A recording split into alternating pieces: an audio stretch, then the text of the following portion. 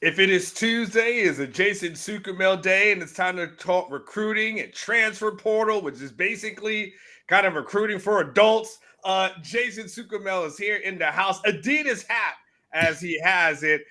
Jason, Texas has been hot and heavy in the transfer portal. From the moment it opened, Jason, they were able to acquire um, four guys since from the time the portal opened, really up until about Friday night. Then there was a report, obviously, on Monday afternoon that Texas is going to host a Syracuse defensive tackle, Murad Watson. And he's going to be taking a visit to Texas on Tuesday. Jason, a lot going on the 40 acres. What's your thoughts on Texas and kind of how hot and heavy they've been lately? Impressed with how aggressive they've been. Impressed with the way they've gone out and filled areas of need, right? Sark has always said, like, hey, we're not just taking bodies to take bodies. They've got to be need positions and players that can help us take the next step. I feel like we've seen that in the spring transfer window with the tight end, Jack Endries, Mason Shipley, the kicker, of course. I tell you this, the Murad Watson, the kid that's our young man, I guess, that's visiting on Tuesday, that to me is one that moves the needle for you a little bit. I wasn't the Levon Johnson, the one who supposedly committed to North Carolina and then flipped to Texas. Wasn't quite sure how that one was going to, be a big help for Texas. But I think Murad Watson can be, especially when you factor in he would be their fifth defensive tackle, Anwar.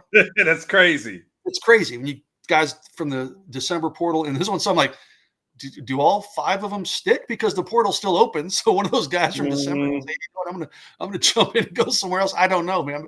5 defensive tackles potentially as part of this commitment list. Friday was really interesting because you got a way of doing it. You go on vacation in Texas, it gets recruiting commitments, right? Yeah, correct. I didn't take vacation, but I have been literally going to Dallas and Houston and down to UT every weekend, I think, for the last literally like 2 months. So I said last weekend, I said, hey, there's not a lot going on for Texas this weekend. There's no Texas relays. There's no 7-on-7. There's no open practice. I said, let's go see our 2 kids down at Texas State. And, my son, he needs some new shoes. Let's go buy our son some shoes and just whatever, because they're not coming home for Easter, blah, blah, blah. So Friday we were down there and all hell breaks loose. Exactly. I'm just on my phone. Like, thankfully I had pre-written stories on Mars, but I'm like, it's always harder when you have to post shit from your phone versus when you have your laptop on you, right? Exactly. So I wasn't as quick on the draw on getting those stories posted, but my head was spinning a little bit on Friday. But to answer your point, I think Texas has done a really good job of identifying their needs. And we kind of wondered, would they take a kicker? We all thought they needed a kicker, but we didn't know if they would. Well, they did. They took a really good one. Probably the best kicker in the portal, a really good wide receiver, a starting caliber wide receiver. We're seeing them load up at defensive tackles. I really like the tight end that they took. So I think that was a really good pickup. So overall, I'm extremely impressed with what Texas has done and how swiftly they've moved. Yeah, I mean, when Sark kind of put out the bat signal, Jason, and he's like, hey, probably could use some tight ends, probably could use a defensive tackle, and some receivers. Pretty much it. Jason has said that was it. Look, it's things that we've been reporting for weeks before the portal opened that this is the way it was going to go. The defensive tackle thing is fascinating, Jason, because you still got a Justice Terry that's there on campus, and but it just looks like by committee, Sark is just saying, hey, the more bodies that we have here, the better. Whoever sticks is the person that sticks, and that's the person that's going to play. But it seems like year after year, Sark and these guys are just not playing around at that interior position. They're looking for guys. What did it take? Like, what was it, 4 last season? Jason was from the portal. Pretty sure that's right. But I've pretty much lost count, to be honest with you. But it was enough. Yeah. But it's like strength in numbers a little bit. It's not like at receiver, the guys that, you're not taking a Matthew Golden, right? You're taking these guys are pretty good players. I think Murad Watson, if he signs with Texas, that guy was a freshman starter for Syracuse. So, that one's pretty interesting to me because you could have him for 2-3 years. Some of the other guys, you're taking a bit of a flyer on them, but you hope like I said, strength in numbers. You hope it pans out. You still got a young guy like Alex January too. So you've got some young talents. Ideally, you want to get to a point on where there's that young talent is growing up enough where you're not having to reload and take 4 or 5 interior defensive linemen every year just to fill those gaps, right? You want to have the young talents on campus mature and kind of be the ones who take over. But, when Kenny Baker took over at Texas, for all the things Bo Davis did well, he didn't leave that interior defensive line stacked with just a lot of high-end talent. So Kenny Baker's kind of finding his way. He's recruiting well, but in the meantime, you got to take some stopgap measures, and that means taking 4 or maybe even 5 defensive tackles through the portal. I mean, so Jason, once we get past Watson, right? Which, by the way, too bad its name's not Randy Watson, right? Because that would be way better as far as a play on words is concerned. But once we get past Watson, Jason, what needs to happen next? Like, are there other positions that if Steve Sarkisian called you and was like, "Hey, Jason, need some advice. Who else what other position should I attack in the portal?" Which, by the way, we know that the program be in really bad hands if Sark ever reached out to you for advice. It's hard to be job hunting, probably. Exactly. Is there an area that you say, you know what, can't have enough of, or could use it one or two more in this particular room? Honestly, man, they're pretty good. Like, I think maybe we had this on the modcast or maybe on your show last week, and I was like, tight end was number 1, wide receiver, interior defensive line, and kicker maybe was number 2 for me. I mean, they went out and addressed punter, they've addressed kicker. I mean, I guess you could take another wide receiver. I don't think it's a necessity, but you can never have too many of those guys, like you said, that we can have a bit of a rotation. I mean, you could argue maybe a running back would help, but it's going to have to be a pretty talented back that would be in the portal. You could argue maybe for like an interior offensive lineman, but they seem pretty content with the guys they have there. So honestly, I don't know that there's a major pressing need left on where maybe it's just like, hey, we've got another spot, right? I think they still would have like one spot right now, and that's if nobody else leaves. Maybe you just try to get the best player available. I don't know. Maybe a special teams guy, like a return specialist, receiver/return specialist. But I don't look at it now like I did last week and said, okay, these are glaring needs. You need boom, boom, boom. Right now, I say, okay, you've pretty much filled all those needs. Anything else is just icing on the cake. Yeah, I mean, it definitely seems that way. It's funny, on Monday I did the overreaction show with Catch. Jason, he felt like, hey, if you could get another offensive line of like that's kind of almost like Pregnon as far as maybe that good, that hey, that probably wouldn't be the worst thing in the world if you want to get somebody in the interior, just to kind of booster that line. It seems like everything else, though, it seems like it would have to be someone who's really impressive, because it seems like no matter what the need portion would be taken care of. Let me ask you this. If there was another good tight end out there, would that move your needle at all to say, okay, you've got that, give you at least a top 3?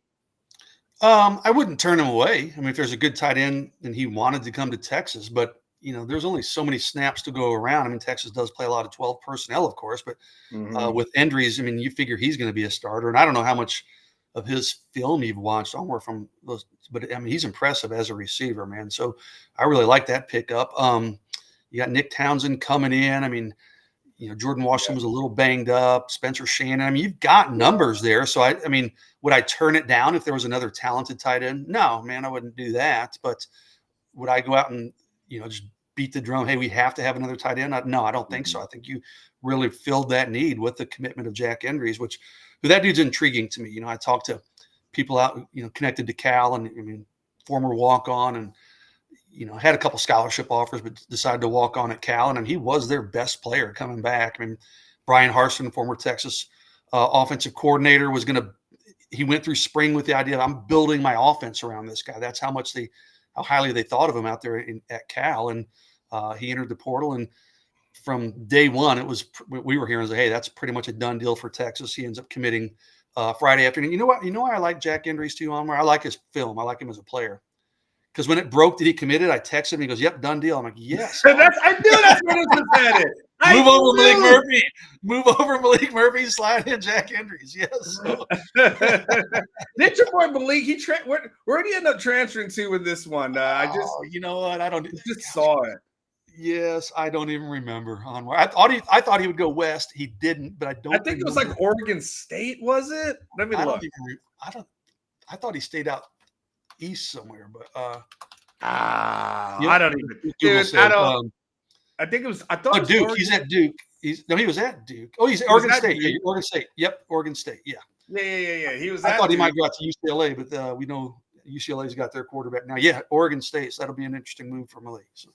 Yeah, he's moving around, man. He's definitely trying to find himself. This is random, but is he an NFL type player? Do you think after that 1 year at Duke? I don't think so. He's got a body for it, but I don't know if he's shown that. Okay, he's NFL type yet, right? Yeah, I'm kind of with you. Like he's kind of on that fringe for me right now. I hope he goes out and kills it at Oregon State and turns into an NFL player. But yeah, I'd be curious. That's an Alex Dunlap question. But for me, I'm with you. He's got himself on the radar, but there's still more work to do, I think. Yeah. One thing it's interesting, Jason, is that I feel like when it comes to Texas, when they have their key guys that they want to keep, they usually don't lose those guys, knock on wood. Are you surprised at all at this point where, as we sit here, when you look at other programs and they lose their guys, right? I mean, like David Stone, went into the transfer portal, for a brief cup of coffee, right? And decided that he's going to come out. Texas hasn't really, outside of Sadir Mitchell, can't say they really have had a guy that they've lost that they've just said, damn, I can't believe that. Not the way that, there's an Adonai Mitchell who got lost, that they lost, or, the Matthew Goldens of the world, Isaiah Bonds, guys who were starters. We're surprised that, here we are. And Texas really hasn't had those problems, and they've been really good at the retention portion. No, I'm not. And like most people, from the far outside, would be like, "Oh yeah, Texas just money whips their players into staying." No, that's not it. I mean, you have to be smart with your NIL, but they got a really good program. People love the guys that are there. Love Austin. They love Sark. They love everything. Competing for championships, playing in the SEC. So it's not just about money. Yes, Texas has. I mean, guys are going to make NIL money, of course, but it's not like Texas is throwing around way more money than anybody else. I just think their top players, Anwar, are just genuinely pretty happy. I think it's we hear Sark say, culture. I mean, it's hard to, culture is not a finite thing, I guess, or what's the word I'm looking for? But I mean, we hear the idea of culture, but it's true, man. Those guys, by and large, seem pretty happy, and I think they want to stay and they want to compete at Texas, compete for championships. And then the top guys, they know if they do that, they're going to have a chance. The bigger picture, go to the NFL. So no, I'm not too surprised. And most of the guys we've seen transfer have been guys that, needed a fresh start somewhere else to have their opportunity. Bert Auburn. Well, it makes sense with him leaving with Texas. Will Stone. What's going to happen with Will Stone? I mean, is he going to go back to doing just kickoffs, or is he going to end up transferring? I don't know. We'll see in the coming days. But the short answer to your question, no, I think the culture, and there's a lot to sell at Texas. I think everybody's really happy within that program. So I'm not too surprised. You've had a guy like Jonte Cook, that really good player potentially, but kind of left on his own. It was a mutual agreement to leave. But Texas has done a really good job of holding on to their top players. And that doesn't really surprise me when you look at the big picture. It hasn't. I wanted to know, and I feel like you and I kind of been on the same page as relates to this, where when we've heard the talk about Jim Nagy, we've kind of just said, all right, whatever. I don't know what kind of impact that really is going to have. Now, obviously, we know from our channel here, Jason, that there's been others of Ketchum who have suggested that they thought that was going to be some sort of great shot in the arm for Oklahoma, the equalizer. Texas doesn't have a guy like this. It's going to be pretty bad. And look, let's see. Here's the secret, okay? Jason and I recorded this thing on Monday. We're currently recording on Monday afternoon, okay? we both got obligations on Tuesday, so we're trying to knock out a little bit of a show now. Are you surprised at all that as we recorded this, that Oklahoma really hasn't done much of anything in this transfer portal under Nagy in the spring portal window? No, they've got small school shopping, right? Which, I mean, there's some value in that. That's okay, but you're not going to compete with the Texases and the Georgias and the Alabamas and the Ohio States of the world. I'm just talking to the SEC. You're not going to compete by going out and plucking a few small schools. I mean, they got, a good running back, and they did get a quarterback. The quarterback's a great equalizer. I mean, if their quarterback turns out to be, but that was before Nagy was there, right? So what they've done in the spring window, no, doesn't really impress me. Doesn't move the needle much. I mean, hell, Ketch wrote in his 10 thoughts? I think he wrote like basically Oklahoma's like dead man walking at this point. The whole program is so. Yeah, they haven't done a lot in the spring portal window. I was looking at the. Let me see. Actually, I was looking at the Rivals transfer team rankings. Ole Miss is number one, Omar. They have 29 portal commitments. That's crazy, and that's just in the. That's in both. Oklahoma's 23rd with 13 transfer portal commitments, but I don't know how many of those came in the spring versus I would guess the majority of those came in the fall. Now, Texas, to be fair, is way down at like number 70. So, but Texas hasn't taken a large number of portal commitments either. But yeah, 29 for Ole Miss is setting the pace. But yeah, I mean, Oklahoma hasn't done anything that's really moved the needle for me or been on my radar that much, to be honest with you. I mean, so no, I'm not overly impressed. Yeah. Well, what's interesting though, is we kind of take a little swing around the state a little bit, Jason, is that as we record this, Texas A&M hasn't done much, but they have been ironically active from a high school recruiting standpoint outside of the state of Texas. Yeah. And I'm trying to put my head. You wrote about this recently. I'm trying to wrap my head around this. I believe you said that Texas A&M has used, what did you say, 12 commits at this moment between 2026 and 2027? Combined in those classes. They just picked up their first 2027, but yeah, so that's right. And how many of those are from out of state? I believe it's 10. Yeah. 2 from the state of Texas. Sorry, I'm doing 3 things at once. Yeah, and like they picked up 2 commitments this weekend on including a national top 50 player in the 2027 class from the state of Georgia. He's kind of a tight end wide receiver. They flipped the kid who was committed to Illinois, like out of state guy. Okay, whatever. But like, yeah, something just doesn't pass the smell test for me. I mean, listen, I could understand it if Texas was doing that. They're all coming off back-to-back college football playoff performances. They are now in the SEC, which A&M is too, of course. It's the city of Austin, which can blow people away. Texas A&M, these guys are beating down the doors, flocking to College Station, Texas. Something doesn't pass the smell for me. Now, we'll see how many of those guys end up signing with Texas A&M.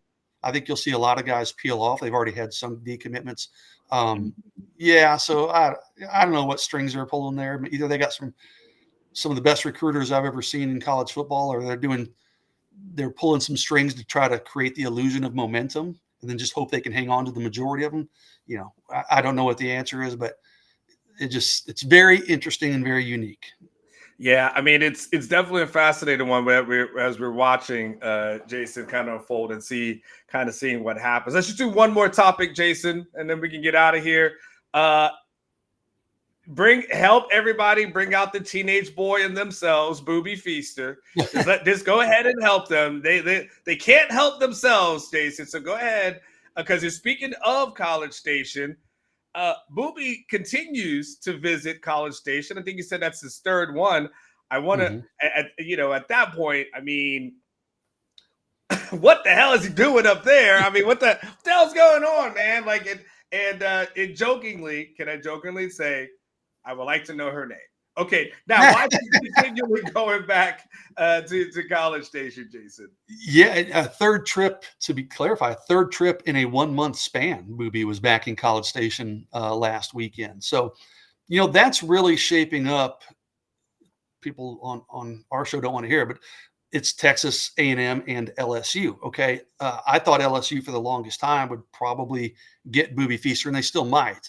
But LSU has picked up a couple big time top national receivers, including Tristan Keys, maybe the best receiver in that 2026 class. So, Boobie's looking at that and saying, hey, they got a lot of receivers suddenly. A&M not quite so much. So I think that's helped A&M's chances. There's some confidence. I've talked to people kind of close to the A&M program. They feel like they're surging there. Texas did get Boobie on campus a couple weeks ago. And Boobie's such a nice kid. He says all the right things. Yeah, it was a great visit, and they made me feel like a priority, this, that, and the other. But he still doesn't have a Texas official visit set up. So, that's pretty telling that if he doesn't change something or move something around or set something up. He did tell me he's going to try to, but nothing is set up yet. So, Texas, I think, is playing from behind. But I'll say this, Omar, choose my words here. I think Texas is okay with that, okay? I mean, they got some other guys they're targeting. Caden Finley, who visited UT on Friday. They've got some out-of-state guys. I mentioned Tristan Keys, Aaron Gregory, who's committed to Texas A&M. So Texas is still targeting some big-time out-of-state players. So I think they're okay. They like Boobie Feaster, but I don't think people at Texas are panicking. I guess the fact that maybe LSU and Texas A&M seem to be recruiting him a little more aggressively. Okay, I know I said it's my last question, but that was my second to last. This is my last one for sure, Jason. This weekend, or this week rather, is the last of spring football. No spring game. And we won't get Alex Dunlap started on access or what we did or didn't have in the spring. Did anything move you in the spring? They'll have a couple more practices, and they'll have a fan fest on Saturday. There was no real Arch Manning hype this spring. Like, is there anything that you're going to walk away from? And we'll talk more about it next week, but I know you're kind of on the spot. Is there anything that's moving your needle right now as relates to spring football? Or is it just all just kind of one big blur for you at this point? Yeah, honestly, obviously recruiting's been busy, the portal. They'll have some visitors coming up this weekend again, but not as much as they had, or as many as they had for those 2 Austin City Limits weekends. I don't know, man. There's been a couple injuries, but they're pretty minor. So, I'm not really stressing about those. It's kind of like you said, you knocked on wood earlier. I'm going to do it now. It's kind of been uneventful, which is, I think in terms of like major news. Arch is doing his thing, and there aren't a lot of real sexy position battles left. So right now my focus is just on kind of what's going to happen with the remainder of these potential portal additions. The guys will be visiting Texas this weekend. I'll be down on campus this weekend again, stalking some recruits once again. But I can't really think of one area. I say, this has been dominating my thoughts. But other than just it's this calendar is going to put me in an early grave, dude. Seriously, camps in Houston and 7-on-7s, multiple weeks in Dallas, and being up at UT at the crack of dawn and stalking recruits until all hours of the night, and then driving to Houston to cover a camp, blah, blah, blah. So I'm just kind of on it. For me personally, Omar, I'm ready to get this next week over with. Maybe things can kind of settle down for a little bit in May, and then it ramps back up in June with official visits for Texas. So, there's no big quarterback battle. Nothing like that we're covering. It's been kind of refreshingly quiet in terms of actual spring football. It's been kind of refreshingly quiet, which I don't hate it. Hey, well, it's quiet now, but we know that Texas is going to continue attacking the transfer portal, and we know that there's still more work to be done. And so let's see what happens with Watson and who else may pop in over the next week or so. We shall see. Stay tuned to Orange Bloods, and we'll keep you posted. Hit the like button, subscribe to the channel if you have not. Jason, I thank you so much, and we'll be back next week. You guys take care. Peace.